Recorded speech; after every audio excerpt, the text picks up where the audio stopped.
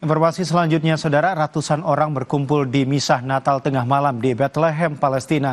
Pemimpin Gereja Katolik di Yerusalem, Kardinal Pier Battista Pizzaballa hadir memimpin Misah Natal.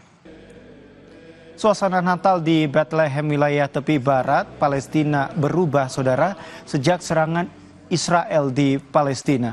Bethlehem menandai malam Natal yang suram di bawah bayang-bayang perang di Gaza.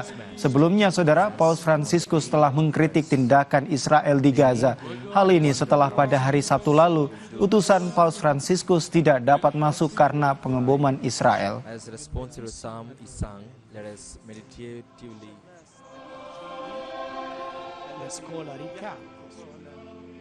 Saudara, masih terkait perayaan Hari Natal, seluruh umat Kristiani masih bersuka cita saat ini, termasuk di jalur Gaza hingga kemeriahan lampion di Yunani.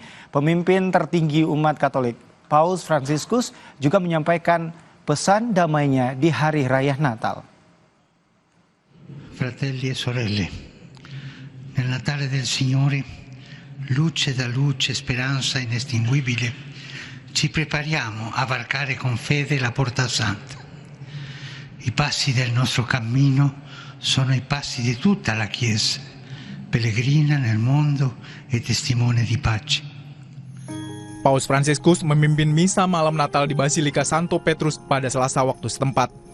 Paus Fransiskus menandai misa Natal 2024 dengan ritual istimewa, pembukaan pintu suci Basilika Santo Petrus.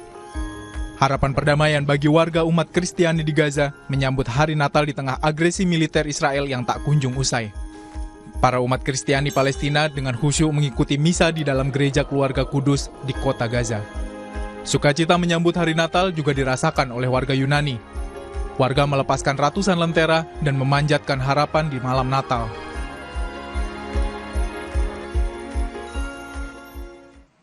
Saudara, usai jeda kami akan kembali dengan informasi menarik lainnya, salah satunya simak suasana kota ala Bavarian di salah satu kota klasik di pegunungan Amerika Serikat, Leavenworth, yang sempurna untuk liburan Natal dan Tahun Baru.